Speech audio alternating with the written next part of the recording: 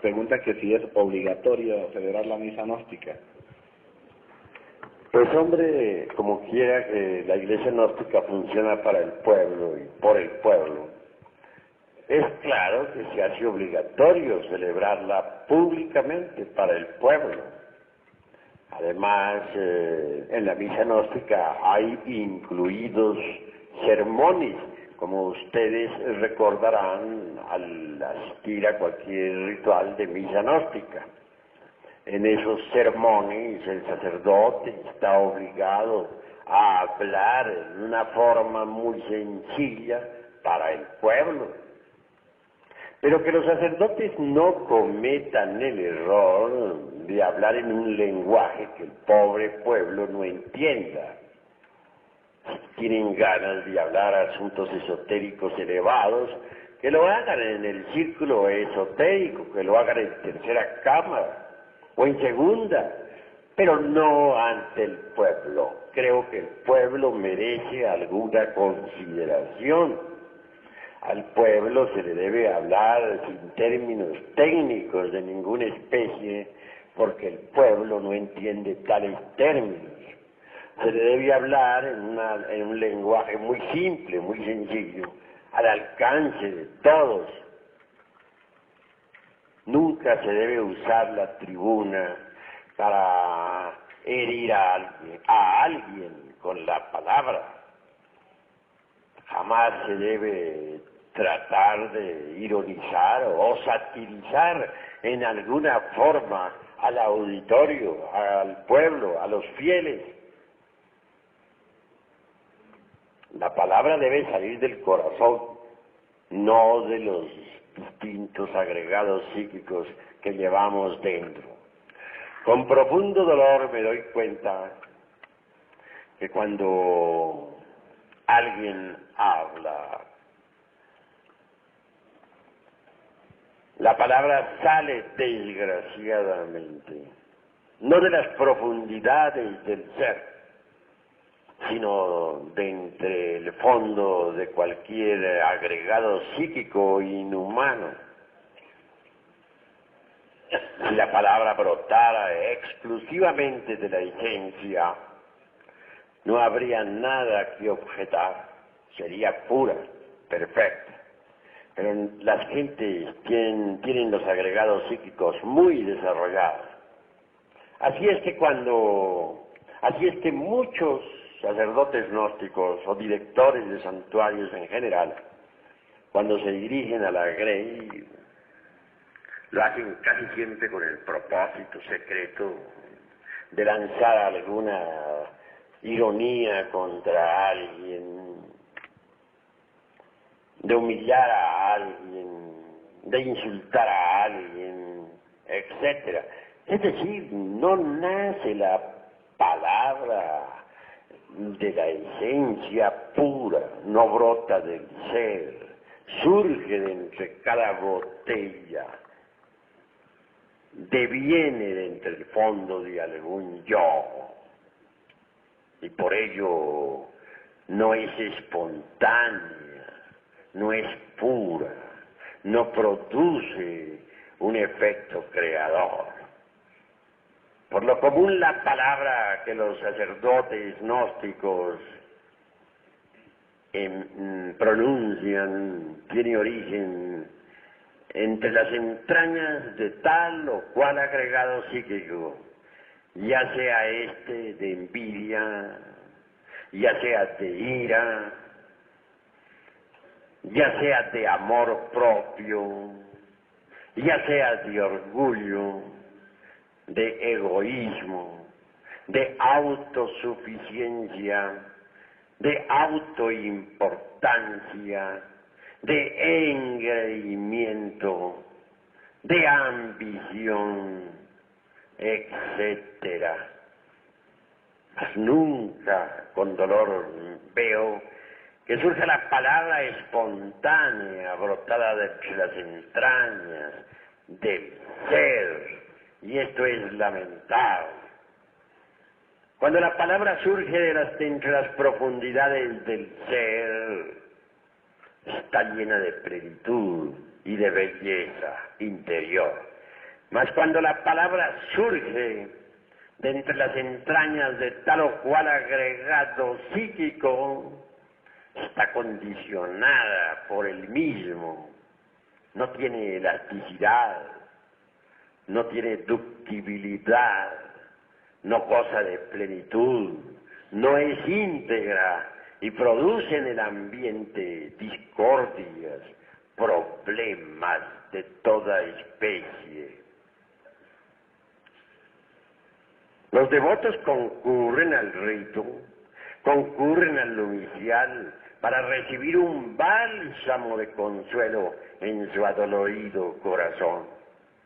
Así se le da a los devotos, en vez de miel, hiel. ¿Qué alivio podrían tener? ¿Cómo haríamos para que progresara el movimiento gnóstico cristiano universal? Si proseguimos con esa conducta, esa tendencia que tienen unos y otros hermanos a reaccionar, me parece horripilante, absurda. No son dueños de sus propios procesos psicológicos. Si se les puya, reaccionan. Siempre reaccionan ante todo. No olviden ustedes que en el mundo vivimos y que hay tres clases de alimento para uno. El primer alimento, ya lo conocen ustedes, la comida. Es el menos importante, parece increíble, pero así es. Prueba de que es el menos importante es que uno puede vivir sin comer muchas veces hasta un mes. Mahatma Gandhi duraba hasta 3 meses sin comer. Ese alimento entra por la boca y va al estómago. La segunda clase de alimento es el aire, la respiración. Se relaciona con las fosas nasales y los pulmones. Difícilmente podríamos vivir siquiera 4 o 3 minutos sin respirar. La gente dura normalmente 1 minuto sin respirar y luego viene un síncope. Gracias a un entrenamiento, por ejemplo, podría uno llegar hasta 2 y 3 minutos, o a 4, que ya sería el máximo de los máximos. Pero son pocos, ¿no? O raros los que llegan a poder vivir 4 minutos sin respirar. Esto nos está indicando que el segundo alimento es todavía más importante que el primer alimento. Por último viene el tercer alimento, que es aún más importante. Quiero referirme en forma enfática a las impresiones. Si la comida no lograra impresionar el organismo humano, pues jamás nos alimentaríamos, no funcionaría el óvulo intestinal, el estómago en general, moriríamos. Si el aire no lograra impresionar los pulmones y la sangre, pues de nada serviría el aire. Así, mis queridos hermanos, este tercer alimento es más importante porque nadie podría existir, ni siquiera un solo segundo, sin el alimento de las impresiones. Ahora bien, todo alimento necesita pasar por una transformación. El alimento relacionado con el estómago, o sea, la alimentación, necesita pasar por una transformación. Esta transformación es factible gracias al sistema digestivo. El alimento relacionado con la respiración tiene como vehículo de transformación a los pulmones. Pero para el tercer tipo de alimento no hay un órgano especial. No hay estómago ni hay pulmones que valgan. Hay que crear ese tercer órgano. Todo lo que nos llega a la mente viene en forma de impresiones. Ustedes me están escuchando aquí, ven un hombre que les está hablando a través de un micrófono, y esto todo es un conjunto de impresiones que llega a la mente. Todas las aventuras de la vida, todas las emociones y pasiones, todo lo que nos rodea llega a nosotros en forma de impresiones. El aire se transforma mediante los pulmones. La comida se transforma mediante el estómago. Y aire y comida se convierten en principios vitales para el organismo. Desgraciadamente las impresiones no se transforman. Quedan en la mente sin digerir. Las impresiones sin digerir se convierten en nuevos agregados psíquicos, es decir, en nuevos yoes, y eso es gravísimo. Hay que digerir las impresiones. ¿Cómo? Reflexionemos un poco. Mediante la conciencia superlativa del ser. Normalmente las impresiones llegan a la mente y la mente reacciona sobre las impresiones. Si alguien nos insulta, reaccionamos con ganas de vengarnos. Si alguien nos ofrece una copa de vino, reaccionamos con ganas de beber. Si una persona del sexo opuesto nos tienta, pues sentimos ganas de fornicar. Pero siempre reaccionamos ante los impactos del mundo exterior, y eso es muy grave. En las asambleas he visto cómo se hieren los hermanos unos a otros. Uno dice una palabra y el que se siente aludido reacciona violentamente diciendo una peor. A veces lo que dice no es demasiado grosero, se vuelve sutil, muy decente y acompañado de una sonrisa, pero en el fondo lleva el veneno espantoso de la reacción violenta. No hay amor entre los hermanos. Se han olvidado de su propio ser y solo viven en el mundo del ego, en el mundo de las reacciones. Cuando uno se olvida de su propio ser, reacciona violentamente. Si uno se olvida de su propio ser en presencia de una botella de vino, resulta borracho. Si uno se olvida de su propio ser en presencia de una persona del sexo opuesto, resulta fornicando. Si uno se olvida de su propio ser interior profundo en presencia de un insultador, resulta insultando. Lo más grave en la vida es olvidarse de sí mismo. Así que es necesario transformar las impresiones, y eso solamente es posible interponiendo entre las diversas vibraciones del mundo exterior y la mente, la propia conciencia. Cuando uno interpone entre las impresiones y la mente eso que se llama conciencia, es obvio que las impresiones se transforman en fuerzas y poderes de orden superior. Normalmente las impresiones están constituidas por un hidrógeno muy pesado, el hidrógeno 48.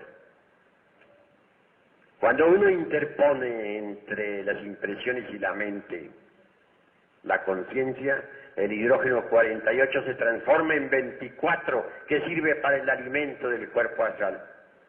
A su vez, el excedente del 24 se transforma en hidrógeno 12, que sirve para el alimento del cuerpo mental. Y por último, el hidrógeno 12, el excedente, repito, se transforma en hidrógeno 6, que sirve para el alimento del cuerpo causal.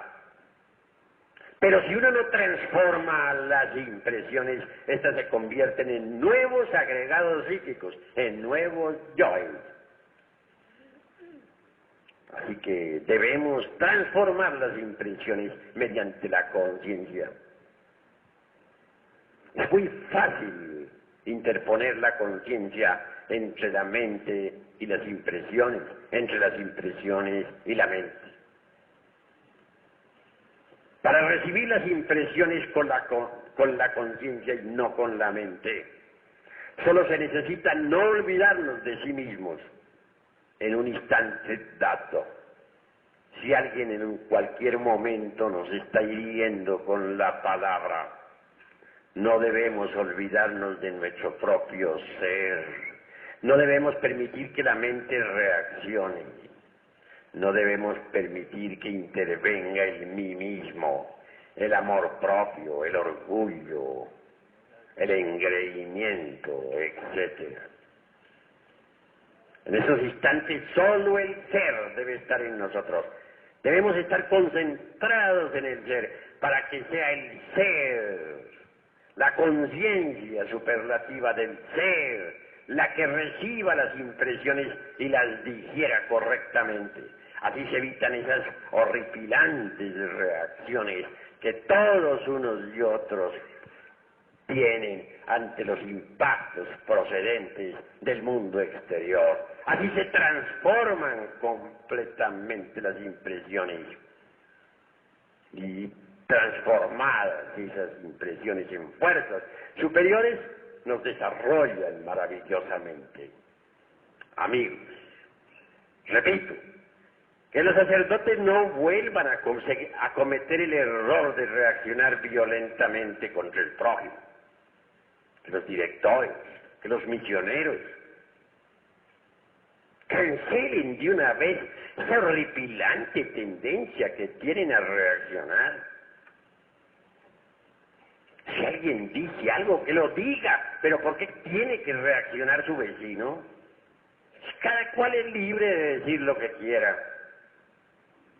En cuanto a mí atañe, afirmo lo que tengo que afirmar. Y si alguien me refuta, si dice lo contrario en una plática dada sobre algún problema que tenemos, me limito a guardar silencio. Ya dije y eso es todo.